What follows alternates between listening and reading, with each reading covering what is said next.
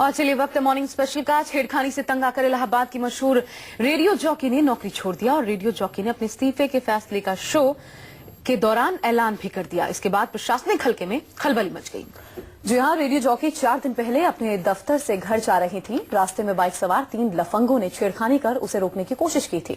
इसी वारदात से वो इस कदर डर गई हैं कि नौकरी करने की हिम्मत नहीं जुटा पा रही हैं। रिपोर्ट देखिए। सुपर हिट 93.5 रेड एफएम पर आप यू टर्न ले रहे हो निधि के संग।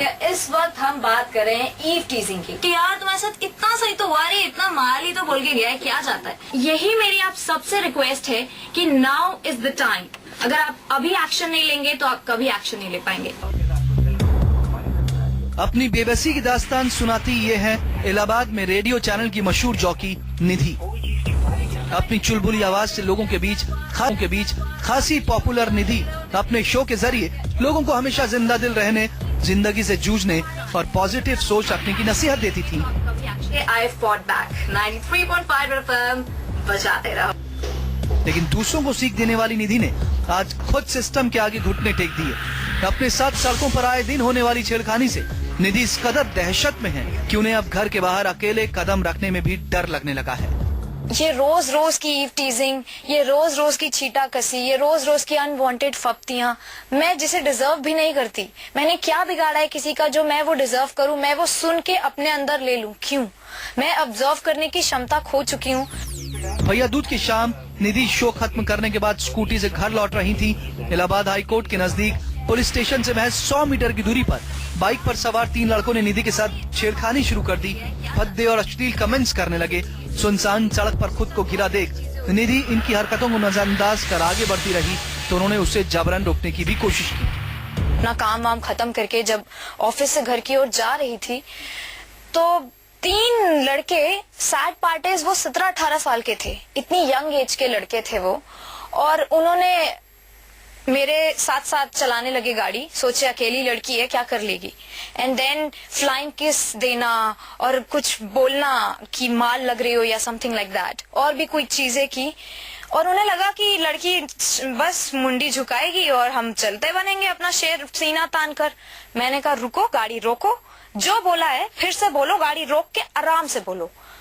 और उस टाइम मैं समझ गई थी कि ये बहुत बुरा डर गए हैं। निधि ने अपने शो में छेड़खानी की वजह से नौकरी छोड़ने का ऐलान किया तो हड़कंप मच गया।